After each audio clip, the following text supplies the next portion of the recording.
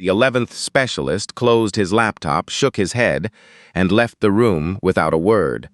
In the pediatric intensive care unit of Mount Verity General Hospital, a 7-year-old girl lay motionless beneath a web of tubes and wires, her parents gripping each other's hands so tightly their knuckles had gone white. Dr. Catherine Aldridge, chief of medicine, stood at the foot of the bed and felt the specific kind of helplessness that decades of training were supposed to make impossible. 11 of the most credentialed diagnosticians in the province had examined the same charts, the same blood work, the same imaging, and not one of them could explain why this child was dying. And down the corridor, a Haitian single mother in a hospital-issued gray smock was quietly emptying a Sharps container. A woman whose name most people on that floor had never bothered to learn. Now, before I tell you how she ended up standing over that child's bed, and what she saw that 11 specialists missed, drop a comment and let me know where you're watching from.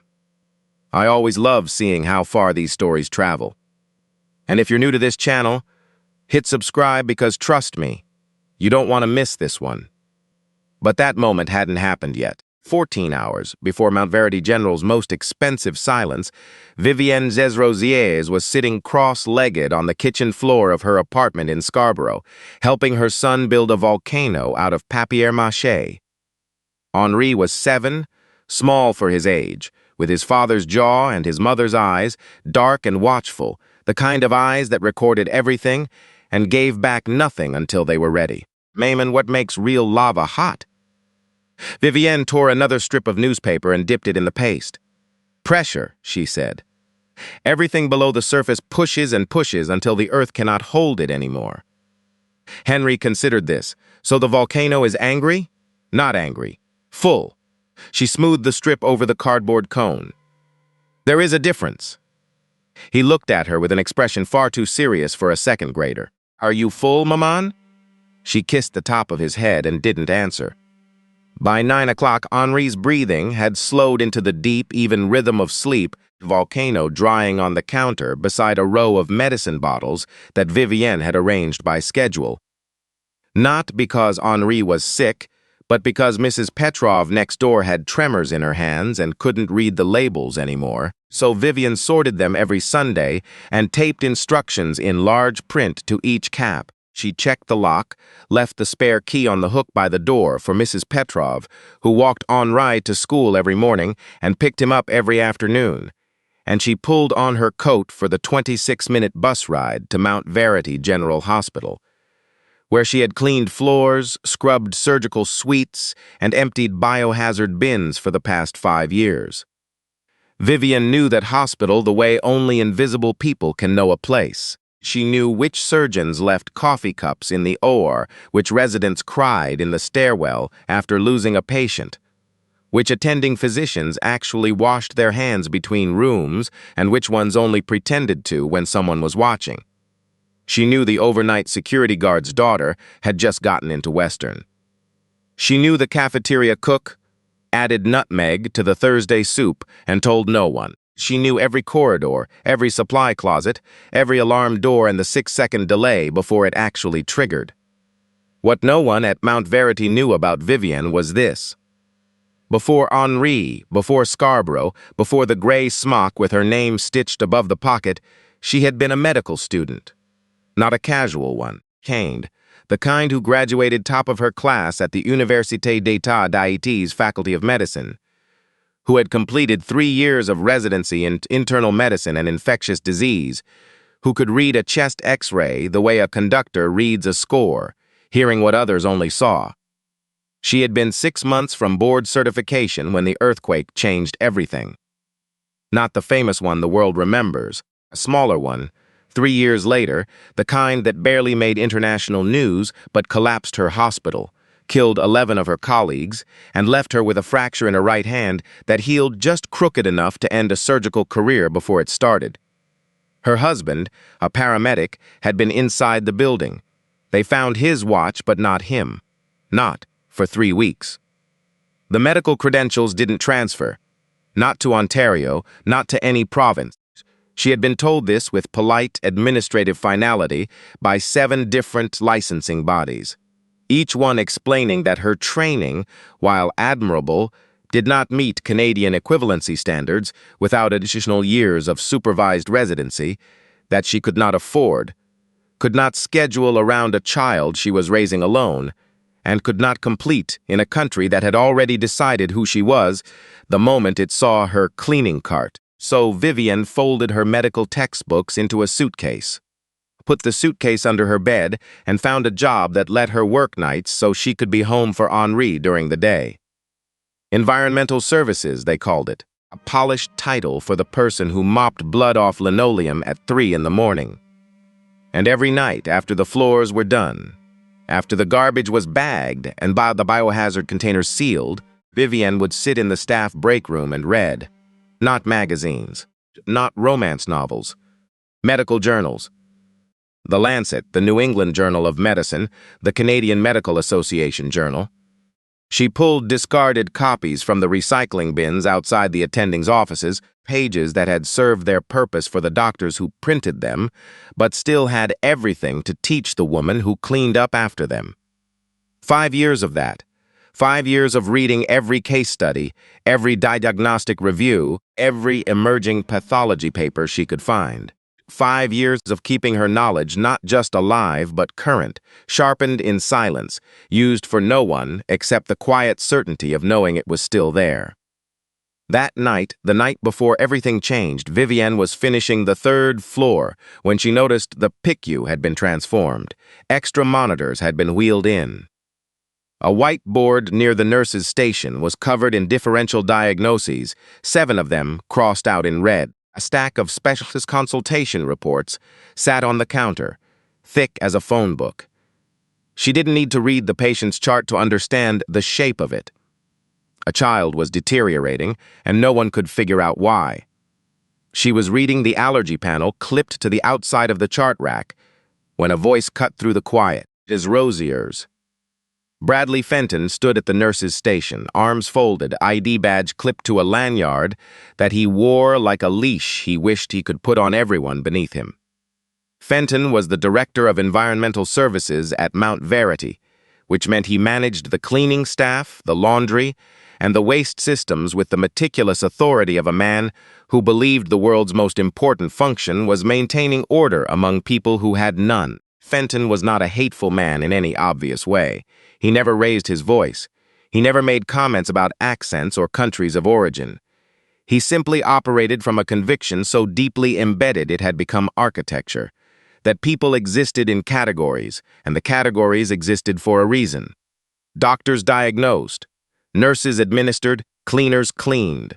The walls between them were not suggestions. They were structural. "You're behind schedule," Fenton said. His tone carried the specific flatness of a man delivering information he considered self-evident. "This floor should have been done 20 minutes ago." Vivienne set the chart rack back.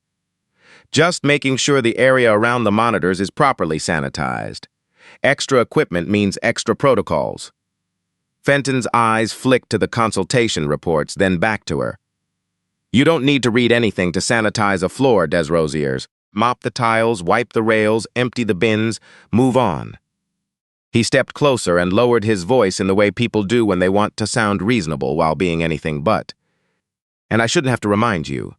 No reading patient materials, no lingering near active care stations, no interacting with clinical staff.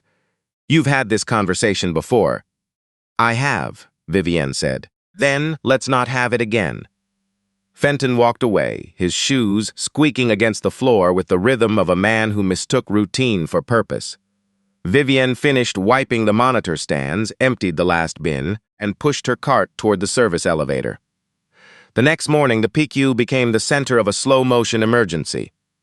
The child, a 7-year-old named Abigail Foster, had been admitted 4 days earlier with what appeared to be a severe autoimmune response. Fever, joint swelling, erratic liver enzymes, a rash that didn't match any textbook pattern.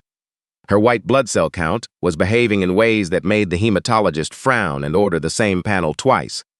Dr. Catherine Aldridge had called in every specialist she could reach.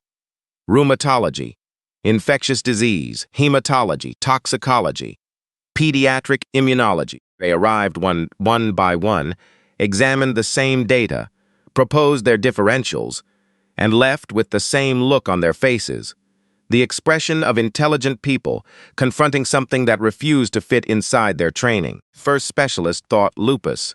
The blood work said no. The second suspected juvenile dermatomyositis. The muscle biopsy came back clean. The third was convinced it was a rare vasculitis and started treatment that made Abigail worse within 6 hours. The fourth, fifth, and sixth disagreed with each other so completely that the parents had to leave the room because listening to doctors argue about your dying child is a specific kind of violence that no one should have to endure. The 7th through 10th offered variations on the same theme. No one could explain the combination of liver involvement, the unusual rash pattern, and the white blood cell anomaly. The 11th, a diagnostician from McMaster, who had published 32 papers on pediatric mystery cases, spent 4 hours with the file, requested 3 additional tests, and ultimately closed his laptop and said the 6 words that no parent should ever hear. "I don't know what this is." By the time Aldridge stood at the foot of Abigail's bed that afternoon, the child's oxygen saturation had dropped to 89%. Her parents, Mark and June Foster, sat on either side of the bed, holding her hands, their faces carrying the look of people who had stopped asking questions because the answers had all run out. Aldridge walked into the hallway and pressed her back against the wall. She had been chief of medicine for 12 years. She had built her reputation on the belief that every case had an answer. If you looked hard enough and long enough and brought the right minds into the room. She had brought 11 minds into this room, and the room had beaten all of them. In the corridor, 30 feet away, Vivienne Desrosiers had stopped mopping. She had heard the conversations through the door that someone had left slightly ajar. She had heard the rheumatologist dismiss the liver findings. She had heard the immunologist fixate on the rash while ignoring the blood work timeline. She had heard the toxicologist ask about environmental exposures but never follow up on the family's travel history, which was clipped to the outside of the chart in a green folder that apparently no one had opened. And she had seen something on the allergy panel the night before. A detail so small it would mean nothing to anyone who hadn't spent 3 years studying tropical and parasitic medicine in a country where these things weren't rare. They were Tuesday. She knew exactly what was wrong with that child. She also knew what she was. A cleaning woman, a black immigrant in a gray uniform, a single mother who could not afford to lose this job. If she walked in there and she was wrong, or even if she was right but the wrong person felt embarrassed by it, she would be out by the end of the week. No severance, no reference, no safety net. Henri's face flashed through her mind, the way he looked at her every evening when she came home from the night shift, sleepy-eyed, always standing at the window in his pajamas, always certain his mother would appear. Vivienne gripped the handle of her mop and stared at the PICU door. Then she heard it. The sound of a cardiac monitor alarm changing pitch. The specific tone that meant a child's heart was making a decision that no doctor in that hallway had been able to prevent. Vivienne set down the mop. She straightened her smock, and she knocked on the door. The door opened before she could knock a second time. Bradley Fenton stood on the other side. He had been stationed on the floor all morning as facilities liaison, making sure the extra equipment was properly logged, the biohazard protocols were followed. The hand sanitizer dispensers outside the PICU were full, the small things. The things a man like Fenton believed held the world together. Desrosiers. His face did something between confusion and fury. "What are you doing at this door?" Vivienne kept her voice low and even. The toxicology consult missed the travel history. The family was in the Dominican Republic 3 weeks before symptom onset. The rash pattern isn't autoimmune. It's a hypersensitivity reaction to a parasitic infection, likely visceral larva migrans, complicated by eosinophilic hepatitis. The white blood cell anomaly is an eosinophil spike that's being masked by the steroid protocol the third specialist started, which is also why she's getting worse. If they stop the steroids and run an ELISA for Toxocara antibodies, they'll have their answer within hours. Fenton stared at her the way a person stares at a lamp that has suddenly begun reciting poetry. Not impressed, unsettled. "You're a cleaner, Desrosiers. You empty garbage bins. Go back to your cart, Mr. Fenton. That child's oxygen is dropping. If the eosinophilic response continues to go unidentified." I said, "Go back to your cart. I will be filing a report. Do not come near this unit again." He began to close the door, but a hand caught it from behind. Dr. Catherine Aldridge had been standing close enough to hear every word. Her hair was pulled back, her eyes were red-rimmed from a night without sleep, and she wore the expression of a woman who had already exhausted every option she trusted and was now standing in the territory beyond trust, where desperation makes you willing to listen to anyone. "Wait," Aldridge said. Her eyes moved past Fenton and landed on Vivienne on the gray smocks, the name badge, the mop bucket visible at the end of the corridor. Aldridge studied her the way a drowning person studies a piece of driftwood. Fenton turned. "Dr. Aldridge, this is a housekeeping employee. She has no clinical credentials, no privileges, and absolutely no business offering a diagnosis in a critical care unit." Aldridge looked back through the glass partition at Abigail Foster's monitors. The oxygen reading had dropped to 87. The cardiac rhythm was showing early signs of instability. Every minute was another step toward a threshold they could not come back from. "You said visceral larva migrans," Aldridge said quietly, still looking at the monitors. "Toxocara." "Yes," Vivienne said. "The eosinophil count was elevated on admission, but it's been artificially suppressed since day 2 by the methylprednisolone. If you pull the CBC from before the steroids were started and compare the differential, the eosinophilia will be obvious. The liver involvement, the rash distribution pattern, the joint inflammation, it all fits a Toxocara canis infection with visceral migration. The family has a dog. It's in the social history intake. The child was playing on beaches in Punta Cana. Toxocara eggs survive in warm sand for years." Aldridge finally turned to face her. "How do you know any of this?" "Because I was trained to know it, Dr. Aldridge. Before I cleaned your hospital, I practiced medicine."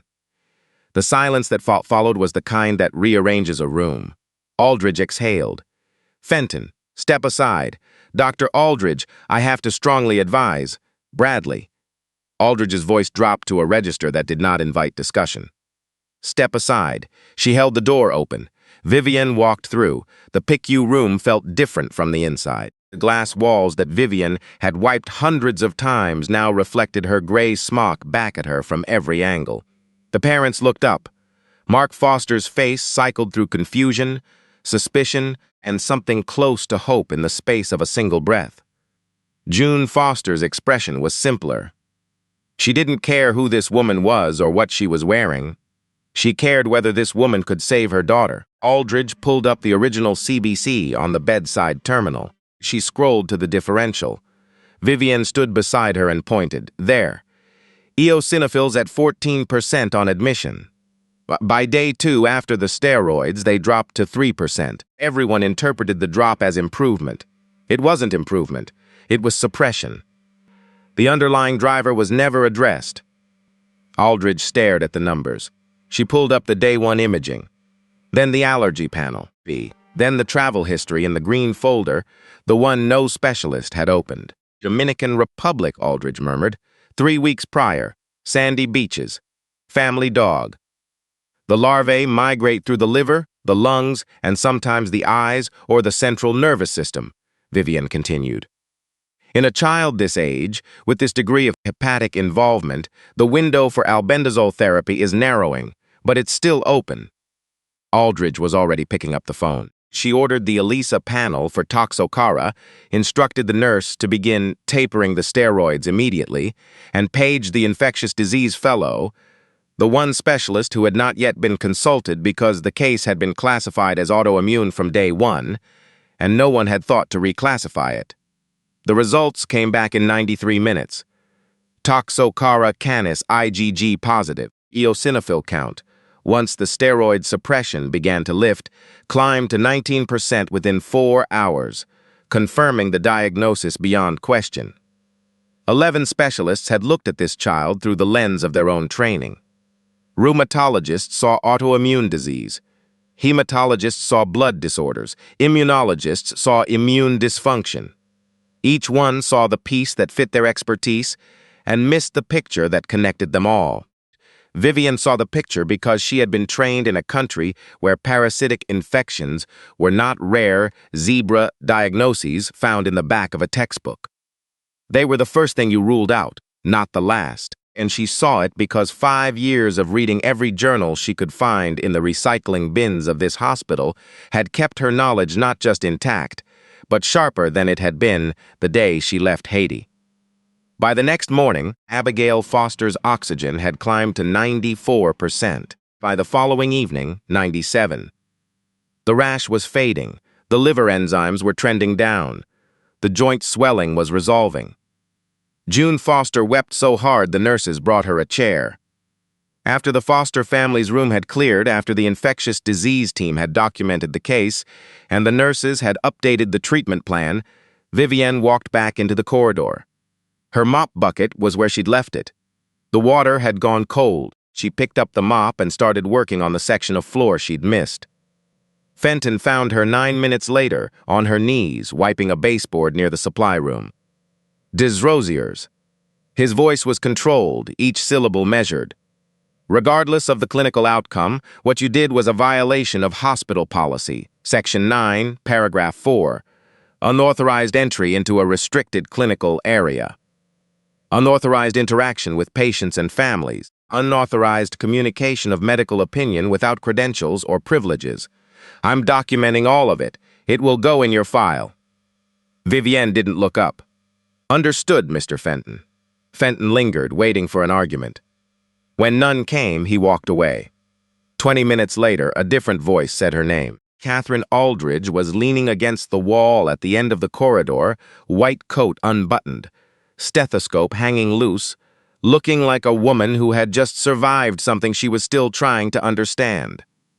"Walk with me," Aldridge said. They walked in silence to Aldridge's office on the 5th floor. It was not the kind of office that made grand statements. It was the kind that accumulated evidence of a life spent caring. Framed photos of graduating residents, a shelf of medical texts with cracked spines, a window that overlooked the parking garage, and, beyond it, the lake. Aldridge sat on the edge of her desk rather than behind it.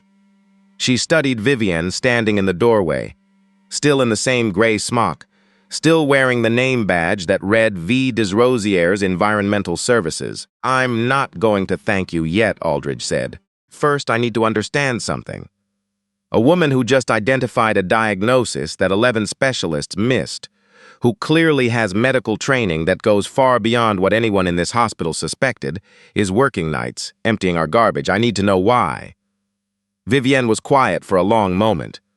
She had carried this story in silence for 5 years, told it to no one, because no one had ever asked. Not her co-workers, not her supervisor, pruned. Not a single person in this building had ever looked at the woman pushing the cleaning cart and wondered what she might be carrying inside. "I was a physician," Vivienne said. "Internal medicine and infectious disease. 3 years of residency in Port-au-Prince. I was 6 months from board certification when the earthquake took my hospital, most of my colleagues, and my husband. My hand was fractured in 2 places." She held up her right hand. The index finger bent slightly inward at the second knuckle, a deviation so small most people never noticed it. It healed well enough for everything except surgery. But that wasn't what stopped me. She looked at the floor, the same floor she had cleaned 1,000 times. When I came to Canada, I was told my training didn't transfer. I needed to complete additional residency years to meet equivalency. I couldn't afford the fees. I couldn't manage the schedule with a child I was raising alone. I applied to 7 programs and was rejected by all of them. Not because my knowledge was deficient. Because the system that evaluates foreign credentials was not built to recognize what I had. She said it without self-pity. She said it the way a person describes weather, as something that happened, something she moved through. The medical knowledge, Vivienne continued. I never let it go. Every night after my shift, after Henri falls asleep, I read. Your doctors throw away more education in a week than most people encounter in a year. The journals, the case reports, the diagnostic reviews. 5 years of that. My training isn't outdated, Dr. Aldridge. It's the sharpest thing about me. It's simply the thing no one ever thought to look for. Aldridge was quiet for a long time. She was thinking about her own path, about the scholarships and the mentors and the doors that had opened on the strength of a last name and a postal code. She had earned her position. She believed that completely. But the distance between her starting line and Vivienne's could not be measured in kilometers. It was measured in assumptions, in the thousands of small administrative decisions that determined who got seen and who got sorted into a gray smock and told to mop. How many people like this had she walked past in the corridors of her own hospital? How many were cleaning floors and folding laundry and emptying bins, carrying entire worlds inside them that no one had ever asked to see? The office door opened before Aldridge could speak. Fenton stood in the doorway, holding a printed form. A formal incident report, already completed, requiring the chief of medicine's signature. Dr. Aldridge, he said, placing the document on her desk. The disciplinary write-up for Desrosiers. Section 9, paragraph 4. I need your authorization to proceed. Aldridge looked at the document. Then she looked at Vivienne. Then she looked at Fenton. She picked up the incident report. She read every line, every checkbox, every policy reference. Fenton had completed it with the meticulous precision of a man who believed that paperwork was the skeleton of civilization. Aldridge tore it in half. The sound of the paper ripping was the loudest thing in the room. Fenton's expression didn't change, but something behind his eyes shifted. The look of a man watching a wall he had built begin to lean. That woman, Aldridge said, nodding toward Vivienne, just saved a child's life after 11 credentialed specialists couldn't, and you want me to write her up for being on the wrong floor. Fenton straightened.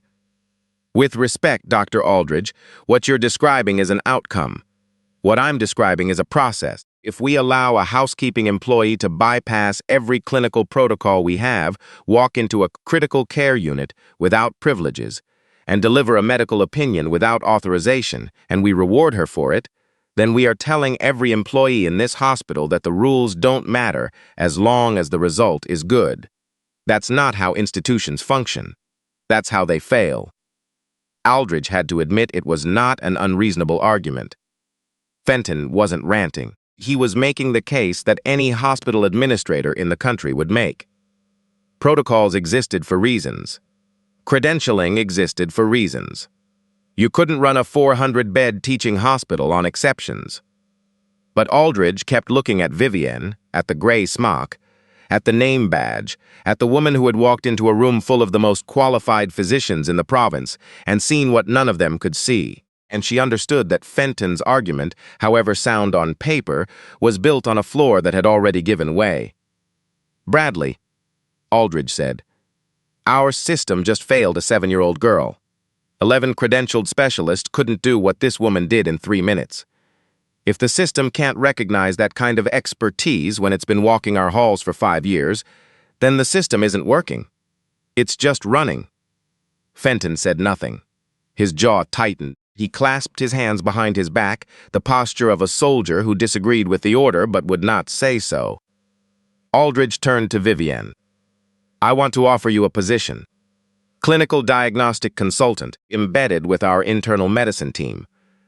We'd sponsor your credential assessment through the OEMG bridging pathway.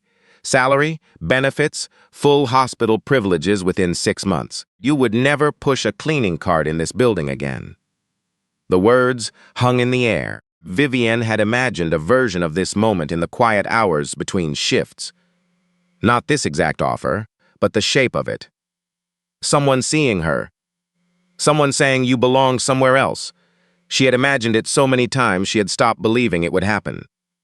And now that it was happening, standing in the chief of medicine's office in her gray smock with the torn incident report on the floor between them, Vivienne felt something she didn't expect. Doubt.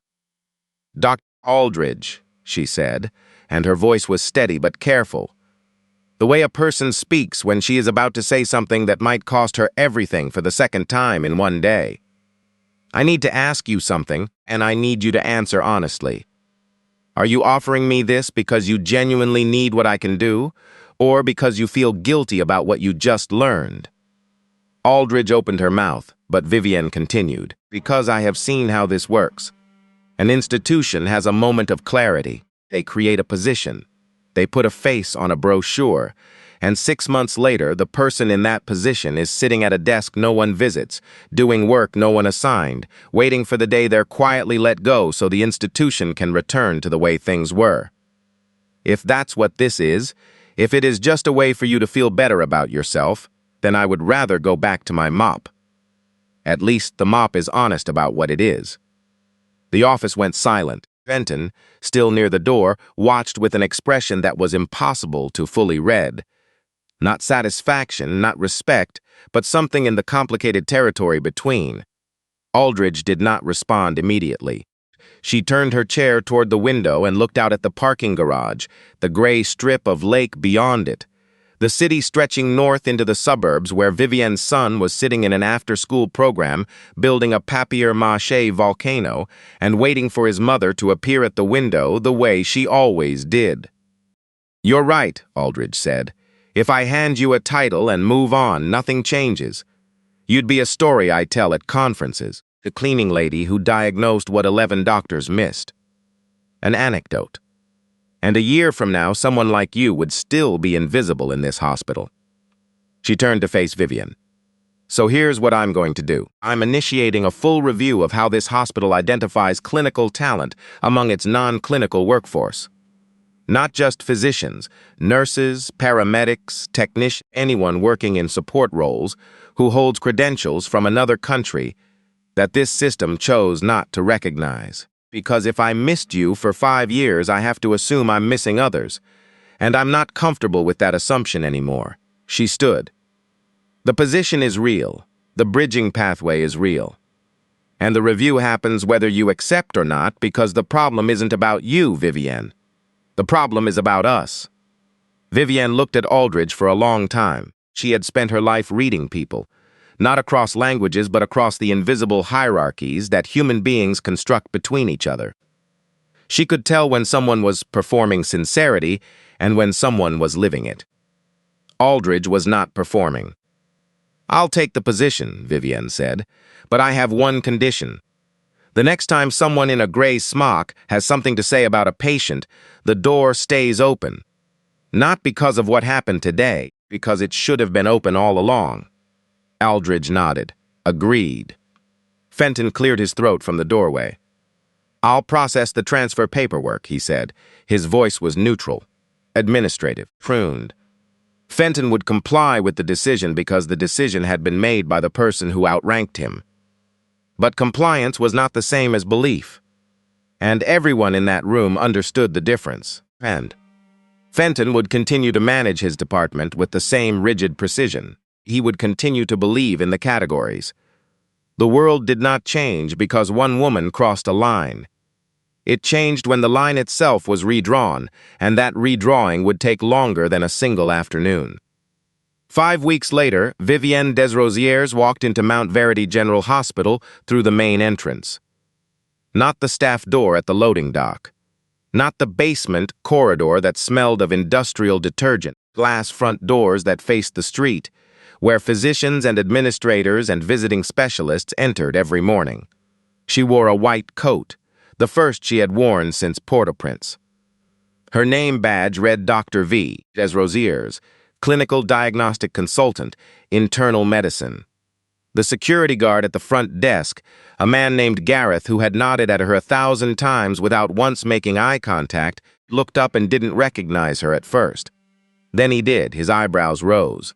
Vivienne nodded at him the same way she always had because the coat was new, but the woman inside it was the same. On the 3rd floor, the PICU where everything had changed was quiet. Abigail Foster had been discharged 2 weeks earlier, fully recovered. A card from the family was pinned to the nurse's station corkboard, next to a photo of Abigail standing in her backyard, grinning, holding her dog. Vivienne paused in front of it for a moment. Then she continued down the corridor toward her first case review. Many years later, on a cold afternoon in November, Vivienne sat in the second row of a university auditorium and watched her son walk across a stage. Henri Desrosiers, 22 years old, Dean's List, double major in public health and epidemiology. He had his father's jaw. He still recorded everything with those dark, watchful eyes. When it was his turn to speak, a short address chosen by the graduating class, Henri stood at the podium and found his mother in the second row. She was wearing the white coat. It still fit. My mother taught me that the most dangerous thing in any system is not incompetence, Henri said. It's the assumption that competence can only come from the places you expect. She taught me that the people the world refuses to listen to are usually the ones who have been paying the closest attention. And she taught me that a volcano isn't angry. It's full. There's a difference. Vivienne sat very still. She thought about a night a long time ago, a cold mop bucket, a door she almost didn't knock on, a cardiac monitor changing pitch in a way that made the decision for her. She thought about her husband, about the hospital that collapsed, about the suitcase of medical textbooks, still sitting under her bed because she could never bring herself to give them away. She thought about the fact that 11 specialists had failed that day, not because they lacked knowledge, but because they only saw what their training had taught them to see. They diagnosed the way a machine diagnoses: input, output, move on. They never stopped to consider that the answer might live outside the system they trusted, in the hands of someone the system not decide to see. Vivienne had seen it. Not because she was smarter, not because she was better trained, but because she had spent her entire life being overlooked, being looked at and never seen, being heard and never listened to. And that had taught her something no credential could certify and no institution could grant, that the most important thing about medicine is not the diagnosis. It is the willingness to look where no one else is looking. 11 specialists saw a mystery. Vivienne saw a child. And that made all the difference. If this story moved you, think about who in your life might be invisible, carrying something extraordinary that no one has ever stopped to notice. Share this with someone who needs to hear it today, and if you're not subscribed yet, come join us. There are more stories like this one waiting for you. I'll see you in the next one.